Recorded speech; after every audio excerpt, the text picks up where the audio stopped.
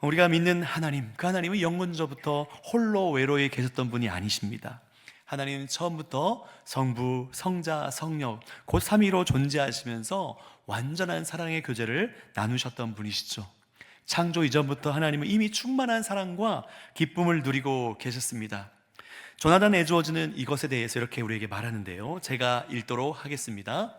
하나님은 결핍 때문에 세상을 창조한 것이 아니라 이미 누리고 계신 그 넘치는 행복과 사랑을 나누기 위해 세상을 창조하셨다. 그렇습니다. 우리의 존재는 하나님의 어떤 외로움의 결과가 아니라 그분의 충만한 사랑이 흘러넘친 열매라고 할 수가 있어요. 성부, 성자, 성령 하나님은 구별되시지만 결코 분리되지 않으시죠. 오직 사랑 안에서 완전한 조화를 이루시는 분이십니다. 삼위 하나님은 서로가 서로 안에 거하시면서 영원한 사랑을 서로 나누는 그런 사랑의 관계인 것이죠. 그리고 그 하나님께서 그 하나님의 형상대로 사람을 창조하셨습니다. 하나님의 영원한 사랑 가운데 초대하시고 그 사랑을 함께 나누고 누리기 위해서 우리를 창조하신 것이에요. 하나님께서 이 땅 가운데 당신의 뜻을 이루기 위해서 당신이 삼위일체 공동체로 존재하시는 것처럼 두 개의 공동체를 세우셨죠. 그것이 바로 가정과 교회입니다. 사실 신앙생활은 엄밀히 말하면 혼자 하는 것이 아니라 우리를 공동체로 부르시고 교회로 부르시고 가정으로 부르신 이 공동체로 주 앞에 나아가야 한다는 것이죠. 그렇기 때문에 공동체는요, 선택이 아니라 창조의 질서라고 할 수 있어요. 혼자 예배할 수 있을지는 모르지만 그러나 혼자서는 결코 성장할 수가 없습니다. 사랑은 반드시 관계 속에서 배울 수 있기 때문입니다. 말씀이 없는 모임은 아무리 분위기가 좋고 아무리 깊어진 관계를 가질지라도 결국 모래 위에 세운 집과 같은 것입니다. 함께 밥을 먹고 함께 삶을 나누는 건 너무나 소중한 일이에요. 그러나 그 말씀, 그 나눔이 말씀에 서지 않으면 오래가지 못합니다. 머리 대신 그리스도의 그 다스림과 통치가 없는 모임은 결국 쉽게 흔들릴 수밖에 없다는 것이죠.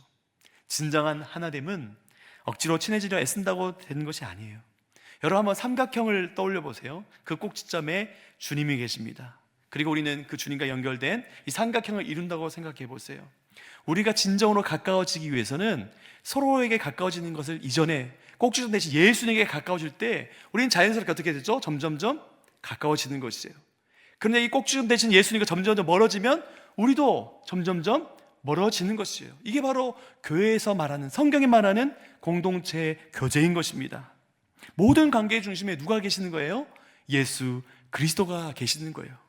그분의 말씀 위에 우리가 설 때에만 흔들리지 않는 한 몸을 이루어갈 수가 있는 것입니다. 설교를 취향에 따라 고르고 영적 만족만 챙기고 내 귀만 즐겁게 하는 것, 그것은 군중 속에 빠져서 정말 죄 몸된 교회를 이루는 지체가 아니라 그냥 종교적 소비자의 머물 위험이 있다는 것이죠. 그러나 성경이 말하는 교회는 그저 취향 공동체가 아니에요. 언약 공동체입니다. 우리는 그리스도의 피로 묶인 한 몸이란 사실을 잊지 말아야 돼요. 이 몸에서 떨어진 지체가 홀로 살 수 없듯이 이 공동체를 떠난 신앙은 생명을 잃을 수밖에 없다는 것입니다. 물론 혼자 성경 읽고 기도할 수 있습니다. 반드시 우리는 하나님과 1:1로 독대하는 시간이 필요합니다. 그런데요, 신앙의 성장은, 우리가 그리스도를 닮아가는 것은 반드시 관계 속에서 일어나요. 사랑은 얼굴을 마주하고 상처를 경험하고 용서를 통해서 그리스도를 닮아가는 것이기 때문이죠. 여러분, 설교를 불이라고 많이 비유합니다. 불씨. 그런데 이 불씨가 지속적으로 타게 하는 땔감, 장작을 소그룹이라고 많은 사람들이 얘기해요. 설교가 우리가 가야 할 방향을 제시하는 선포라면 우리 다락방 모임 같은 소모임은 그 방향으로 걸어갈 수 있는 힘을 공급하는 자리라고 말합니다. 아무리 뜨거운 설교를 들어도요, 그것은 휘발성이 있어요. 시간이 지나면 잊혀집니다. 그것을 붙들고 함께 고군분투하고 애쓰고 살아내는 그런 씨름이 없으면 그 말씀은 그저 잊혀질 수밖에 없어요. 아무리 목사가 설교를 해도 여러분 그런 마음이 생길 때가 있죠. 너가 세상을 아냐? 아이고, 또 그냥 그냥 의자에 앉아서 하는 소리지. 이 세상이 얼마나 힘든데 그 말씀대로 뭐 사는 게 얼마나 힘든지 모르면서 얘기한다, 그렇게 얘기할 수 있어요. 다른 교회가 그렇다는 거예요. 그런데 중요한 것은 소그룹을 통해서, 다락방 모임을 통해서, 야, 나와 비슷한 환경과 상황을 살아가고 있는 우리 지체인데 그 말씀을 붙들고 막 씨름하고 애쓰고 고군분투하는 그 모습을 볼 때 진정한 도전과 변화가 시작된다는 거예요. 그렇기 때문에 설교는 불씨라면 그 불씨가 지속적으로 탈 수 있게 하는 것이 바로 장작과 같은 소그룹이라는 것입니다. 이런 공동체적인 생활과 나눔과 씨름이 없으면 결국 우리 가운데 변화가 일어날 수가 없는 것이에요. 사랑하는 여러분, 그렇기 때문에 단순히 종교적인 소비자가 아니라 주의 몸을 이루는 지체로 서시길 바랍니다. 멀리 떨어져서 구경꾼으로 남아있는 것이 아니라 연결된 한 몸으로 살아가시기를 권면합니다. 그리스도의 사랑 안에서 서로를 붙들고 함께 자라가는 공동체, 바로 그 교회가 우리 교회 되시기를 주님의 이름으로 축복합니다. 그런데 여러분, 우리가 함께 모이고 다락으로 모이고 하면 늘 행복하고 은혜롭기만 합니까? 네, 순장들 눈치를 좀 보시는 것 같아요. 그렇지가 않아요. 그런데 중요한 게 있어요. 모든 전문가들은 얘기합니다. 건강한 관계는 처음에 신혼기, 설레는 신혼기를 지난대요. 근데 반드시 갈등기를 통과한다고 합니다. 이 갈등기를 통과해야 그 모임이, 그 공동체가 건강해진다는 것이죠. 사랑하는 여러분, 그런 사람이 되기 위해서 하나님은 우리를 홀로 두지 않으세요. 우리를 예수님을 닮아가게 하시려고 우리를 공동체 안에 넣어주십니다. 그리고 관계 속에서 부딪히게 하세요. 이해되지 않는 사람들을 만나게 하세요. 때로는 불편한 상황도 허락하시죠. 그 과정은 결코 편하지 않습니다. 그러나 바로 그 자리에서 우리는 주님을 닮아가는 것이죠. 우리가 다듬어지는 거예요. 여러분, 우리는 아직 완성된 몽돌들이 아닙니다. 지금 다듬어지고 있는 중이죠. 그리고 우리가 이렇게 다듬어질 수 있는 이유는 오늘도 여전히 주님께서 우리를 용납하시고 이해하시고 받아주시기 때문이에요. 성경이 말하는 성령 충만은요, 언제나 보니까 관계로 나타나요. 관계로. 내가 아무리 가슴이 뜨겁다 한들, 내가 아무리 눈물을 흘린다 한들, 아무리 소리쳐 기도한다 한들, 내가 진짜 성령 충만한가는 반드시 관계 속에서 드러나게 마련이라는 것입니다. 그래서 에베소서나 골로새서를 보면요, 성령 충만을 말한 다음에 그 다음에 뭐가 나옵니까? 남편이여, 아내여, 그렇죠? 또 부모여, 자녀여, 그리고 당시 1세기 다니까 종이여, 상전이여, 이런 관계를 말해요. 그래서 무엇을 말하는 거예요? 지금 내 곁에 있는 사람을 어떻게 대하느냐가 지금 그 사람의 신앙의 모습을 알 수 있다는 거죠. 그래서 여러분들이 윤 목사가 지금 잘 하고 있나, 성령 충만한가 알려면 누구한테 전화하면 돼요? 우리 아내한테 전화하면 돼요. 그래서 제 아내를 번호를 알려주지 않는 겁니다. 바로 알 수 있어요. 숨길 수가 없어요. 자녀들한테 찔러보세요. 다야, 아빠 요즘 어떠냐? 아빠 맨날 화내고 짜증내요. 그러면 목사님이 기도가 필요하구나. 숨길 수가 없는 거예요. 이 성령 충만은 반드시 관계로 드러납니다. 홀로 신앙생활 하면서 충만을 경험하거나 자라날 수가 없어요. 오늘날 이 시대는 갈수록 개인주의적으로 변하고 있어요. 상처받기 싫어서, 혹은 귀찮아서, 시간이 없어서, 바빠서, 온갖 이유로 우리가 함께하는 것을 갈수록 멀리하고 있어요. 사랑이라는 미명 뒤에 숨어서 무관심을 선택합니다.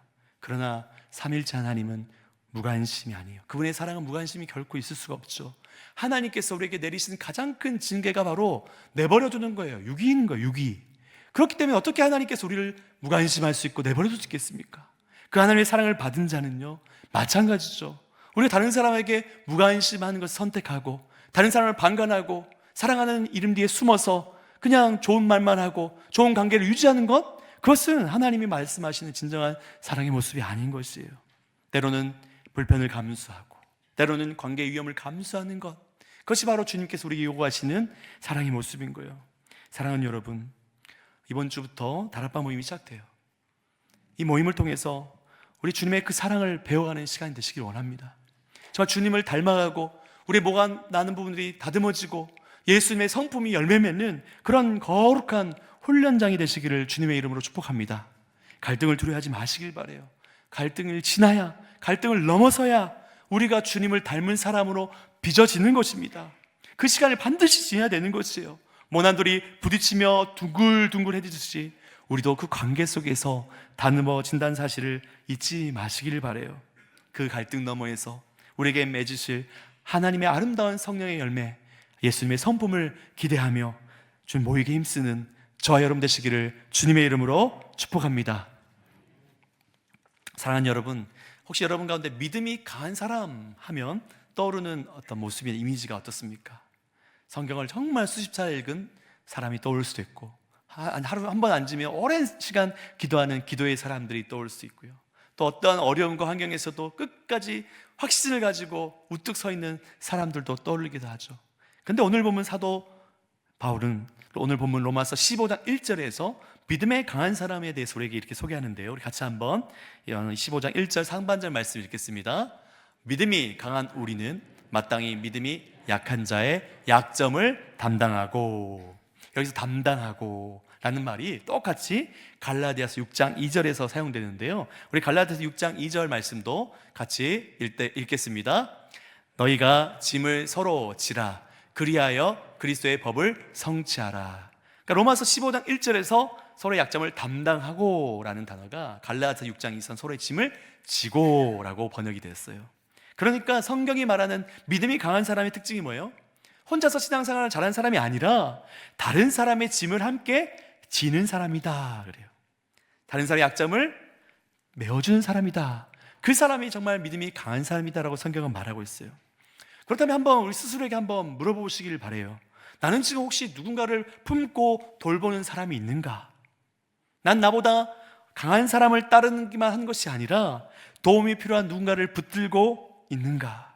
나는 지금 누군가의 짐을 함께 짊어지고 있는가? 이 질문에 그렇다라고 대답할 수 있다면 그 사람이 바로 믿음이 강한 사람이에요. 반대로 아무리 개인경건이 뛰어나 보여도 다른 사람의 짐을 외면하고 있다면 아직 그는 성경이 말하고 있는 강한 믿음의 사람은 아닌 것이죠. 신앙생활은 결코 혼자 할 수 있는 것이 아닙니다. 여러분, 교회와 선교단체의 차이점을 아십니까? 선교단체는 목적지향적이에요. 목표지향적이에요. 예를 들면 저는 이슬람 선교를 하고 싶어요. 그런데 제가 불교를 선교를 하는 곳에 가서 이슬람 선교하고 싶습니다 하면 됩니까? 안 됩니까? 할 수가 없죠.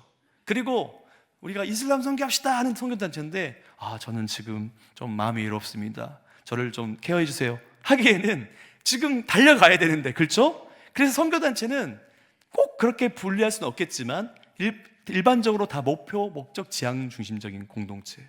그런데 교회는 다릅니다. 교회는 목표나 목적, 지향 중심적인 공동체가 아니라 관계 중심적인 공동체예요. 때로는 더디 가더라도, 때로는 돌아가더라도, 세상의 기준에 비효율적일처럼 보일지라도 선택하는 거예요. 함께 가기 위해서 기다려주고 인내하고, 어떤 기준에 도달하지 못하면 도태되고 낙마하고 탈락시키는 것이 아니라 더불어 가기 위해서 연약해도 버리지 않고, 기준에 못 미쳐도 탈락시키지 않고, 서로의 짐을 함께 지고 약점을 이해하고 연약함을 받아내는 공동체가 바로 교회 공동체인 것입니다. 그런데 안타깝게도 우리는 너무나 쉽게 다른 사람들을 판단하고 평가하죠. 내가 가진 기준으로 그들의 말과 겉으로 난 행동만을 보고 그 사람에 대해서 좋은 것을 줍니다. 공동체뿐이겠습니까? 직장에서도 가정에서도 그런 모습들이 많아요.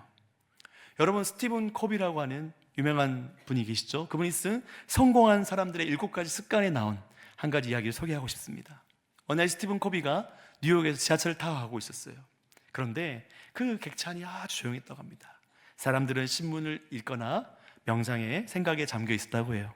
그런데 한 정거장에서 한 아버지와 아이들이 탔습니다. 아이들은 그때부터 갑자기 그 정적을 깨는 큰 소리로 떠들면서 막 뛰어다녔어요. 분위기는 한순간에 어수선해졌죠. 그런데 그 아이들의 아버지는 그저 눈을 감은 채 아무 말도 하지 않는 거예요. 사람들이 점점 짜증이 난 거예요. 이 스티븐 코비도 화가 났습니다. 그래서 그 아버지로 보이는 사람에게 나아가 말했죠. 아이들이 너무 소란스럽습니다. 조금만 조용히 시켜주시겠습니까? 라고 말했어요. 근데 그 아버지가 힘없게 말하기 시작합니다. 맞습니다, 그래야겠죠. 그런데 사실 1시간 전에 아이들 엄마가 세상을 떠났습니다. 지금 막 병원에서 오는 길입니다. 저는 무엇을 해야 할지 모르겠습니다. 그 말을 듣는 순간 있던 분노가 한순간에 사라지는 거예요. 그리고 어떤 마음이 생기죠? 연민의 감정이 확 올라오는 거예요. 같은 상황이었지만 그 이야기를 알고 나니까 마음이 완전히 달라지는 것이에요. 사랑하는 여러분, 우리는 모르는 이야기들이 너무나 많아요. 왜 저 사람은 이렇게 예민한지, 왜 저 사람은 이렇게 공격적인지, 왜 저 사람은 무기력한지, 왜 저 사람은 저렇게 차가운지, 그 이면에 어떤 상처와 눈물이 있었는지 우리는 알지 못합니다. 어쩌면 그 사람은 우리가 살았던 인생의 여정보다 훨씬 더 험한 길을 살아왔을지도 몰라요. 만약 저와 여러분이 그 사람과 같은 삶을 살았다면 그 사람처럼 살아낼 자신이 없지 않겠어요? 그 사람의 인생을 우리가 살았다면 과연 나는 저 사람보다 잘 살았을까? 장담할 수 있겠냐 말입니다. 우리가 지금 누리고 있는 어떤 삶들, 신앙들, 환경은 그저 주어진 것이 아니죠. 하나님 은혜예요. 수많은 사람들의 눈물과 헌신과 희생을 통해서 우린 이 자리에 앉아 있습니다.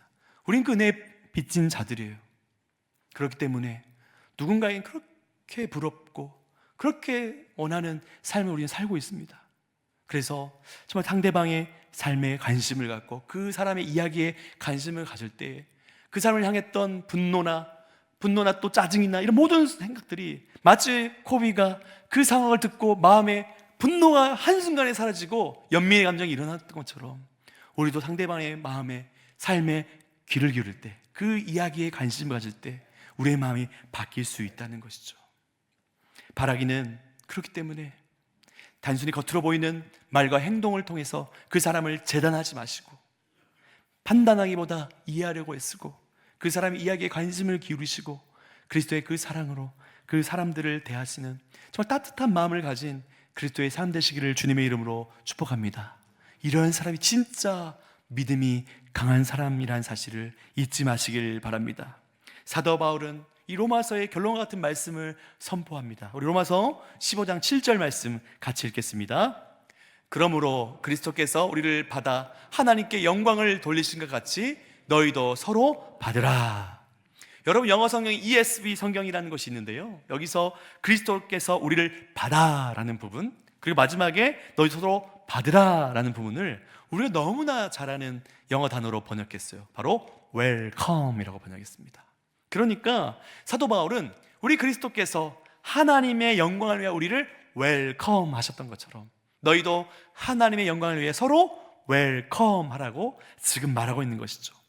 그러면 예수님께서 우리를 어떻게 welcome 하셨습니까? 우리는 모두 모난 존재죠. 상처투성입니다. 상처 때문에 날이 서 있었죠. 두려움 때문에 방어적이었어요. 때론 마음속에 칼을 하나씩은 들고 살아갔던 사람들입니다. 여러분, 혹시 고슴도치 딜레마라는 이야기를 들어보신 적 있습니까? 최근에 한참 유행했죠. 우리 쇼펜하우어, 이 철학 에세이 모음집에 있는 이야기예요. 이 고슴도치, 추운 겨울날 고슴도치 몇 마리가 얼어붙을 듯한 이 찬바람을 피해서 서로 가까이 모였어요. 왜요? 추우니까, 온기를 나누기 위해서. 그런데 처음엔 좋았어요. 와, 따뜻하다 했는데 시간이 지나니까 어떻게 서로의 가시가 서로를 찌르기 시작하는 거예요. 얼마나 아프겠어요? 성가시겠어요? 그래서 점점점 떨어지기 시작해요. 근데 시간이 지나니까 또 어떻게 됩니까? 춥잖아요. 그럼 또 다가가요? 그럼 처음엔 좋아요. 근데 성가시하면서 가시를 쫙 펼치는 순간 서로 찌르기 시작한다는 거예요.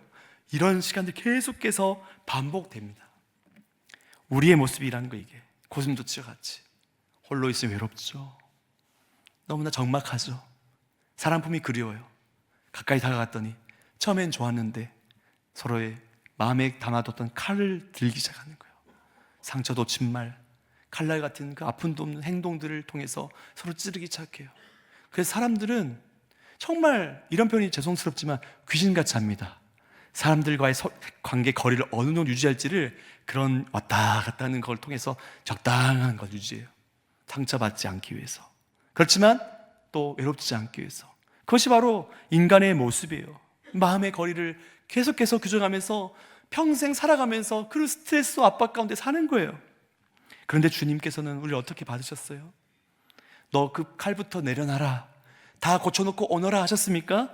아니에요. 너 완성되면 받아주겠다 하셨습니까? 아니에요. 우린 여전히 칼을 쥔 채 서 있죠. 그런데 예수님은 그런 우리를 그대로 안아버리세요. 그러면 예수님이 그 칼에 찔리시죠. 예수의 피가 우리를 덮기 시작합니다. 그럼 우리의 아픔도 상처와 우리의 칼들이 녹아지기 시작하는 거예요. 그것이 예수님께서 우리를 받아주시는 방식이에요. 그분의 피가 우리를 덮었고 그분의 사랑이 우리 안에 있는 분노와 그 분노의 칼을 녹이는 것이죠. 우리는 조건이 갖춰졌기 때문에 받아들여진 존재가 아닙니다. 우리가 먼저 변했기 때문에 공동체 안으로 들어온 것도 아니에요. 주님께서 우리를 먼저 웰컴 받아주셨기 때문에 그 사랑 안에서 우리가 조금씩 더디지만 변화하기 시작하는 것이죠. 유진 피터스는 로마서 15장 7절을 메시지 성경에서 이렇게 번역했습니다. 우리 같이 한번 읽겠습니다. 그러므로 여러분은 하나님의 영광을 위해 서로를 두 팔 벌려 받아들이십시오. 예수께서 그렇게 하셨습니다. 이제 여러분이 그렇게 할 차례입니다. 얼마나 도전이 주는 말씀입니까? 예수님께서 먼저 여러분에게 웰컴 하셨습니다. 그렇다면 이제는 여러분이 두 팔을 벌릴 차례입니다 라고 말하고 있어요. 여전히 내 인생이 내 것이라 주장하고 꽉 움켜쥐고 있다면 그 사람의 삶의 공간에 그 누구도 들어올 수가 없죠. 움켜진 손을 놓고 두 팔 벌려서 내가 받은 용납과 사랑으로 다가갈 때에 누군가의 쉬어갈 공간이 되어주고 어깨가 되어주고 쉼이 되어주는 것이죠. 이제는 주께서 우리를 웰컴 하시듯이 우리는 누군가에게 웰컴하는 사람이 돼요. 그뿐이 아니죠. 사랑하는 여러분, 이 세상에서 진짜 환대와 용납과 사랑이 고파서 방황한 사람이 많아요. 진짜 행복이 무엇인지 찾아 헤매는 사람이 수없이 많습니다. 그런데 우리도 모르게 우리만의 장벽을 쌓아놓고 정말 진리 외에는 모든 것을 다 포용할 수 있는 그런 공동체가 교회인데 어느 순간 세상 사람들도 찾아오기 힘든 공동체의 모습으로 변해가고 있다면 우리는 이 웰컴, 주께서 우리를 언제든지 받아주시고 용납하시는 이 사랑의 정신을 잃어버리고 있는 건 아닌지 돌아와야 될 것이에요. 주님은 지금 그 수많은 영혼들을 맡길 공동체를 찾고 계세요. 누구를 보내도 받아낼 수 있는, 정말 주님의 그 사랑으로 안아줄 수 있는, 용납할 수 있는, 세워줄 수 있는 그런 교회 공동체를 오늘날에도 찾고 계십니다. 그런 교회가 바로 우리 전주 세종환교회가 되시기를 주님의 이름으로 간절히 바랍니다. 오늘 말씀을 정리하겠습니다. 교회는 처음 우리를 세팅하실 때부터 공동체로 부름을 하셨어요. 하나님 우리를 개인적으로 구원하셨지만 공동체로 부르십니다. 우리를 각각 건져내셨지만 결국 한 몸으로 세우셨어요. 삼위 하나님의 그 영원한 사랑의 교제가 있듯이 우리 역시 그 사랑 안으로 초대받은 존재입니다. 그러므로 공동체는 선택사항이 아니라 은혜의 자리란 사실을 잊지 마시길 바랍니다. 갈등이 있어도 떠나지 마시고, 불편함이 있어도 포기하지 마시고, 연약함이 있어도 서로를 버리지 않는 그것이 바로 교회라는 사실을 잊지 마시길 바라요. 우리는 여전히 다듬어져가는 몽돌과 같지요. 아직도 멍한한 부분이 있습니다. 여전히 연약합니다. 그러나 우리를 여전히 받아주시는, 용납하시는, 웰컴하시는 예수 그리스도의 사랑으로 다른 사람을 향해 두 팔 벌리는 저와 여러분 되시기를 주님의 이름으로 축복합니다. 이번 주부터 무엇이 시작되죠? 다락방 모임이 시작됩니다. 어쩌면 이런 생각이 들 수 있어요. 굳이 꼭 참여해야 될까? 예배만 잘 드리면 되지 않나? 조금 더 여유가 생기면 그때 하지. 여러 가지 복잡한 생각이 들 수 있습니다. 그러나 기억하십시오. 주님께서는 우리를 공동체로 부르셨고 정말 우리가 받은 말씀들, 은혜들을 나눌 때 그것이 우리의 것이 되고 우리가 주님을 닮아간다는 거예요. 사랑의 관계를 통해서 때로는 갈등을 겪기도 하고 긴장을 경험하기도 하지만 그 과정을 통해서 우리를 예수를 닮아가는 아름다운 사람으로 빚어간다는 사실을 잊지 마시길 바랍니다. 혹시 그동안 한 번 물러서 있었다면 이번 학교는 한 발짝 다가오시길 바라요. 여러분의 참여가 누군가의 큰 위로가 되고 여러분의 기도가 누군가를 세워주는 귀한 역사가 될 줄 믿습니다. 그 모든 과정 가운데 어쩌면 가장 먼저 다듬어질 사람이 바로 저와 여러분일지도 모릅니다. 사랑하는 여러분, 주께서 우리를 아무 조건 없이 받아주셨어요. 이제는 우리가 서로를 향해 나아갈 차례입니다. 혼자가 아니라 함께, 구경꾼이 아니라 연결된 주의 몸된 교회를 이루시는 저와 여러분 되시기를 주님의 이름으로 축복합니다. 그리스도의 그 사랑 안에서 서로를 끊임없이 받아내고 서로의 짐을 나누고 한 마음과 한 입으로 하나님께 영광을 돌리며 주의 몸된 교회를 든든히 세워가시는 저와 여러분 되시기를 주님의 이름으로 축복합니다.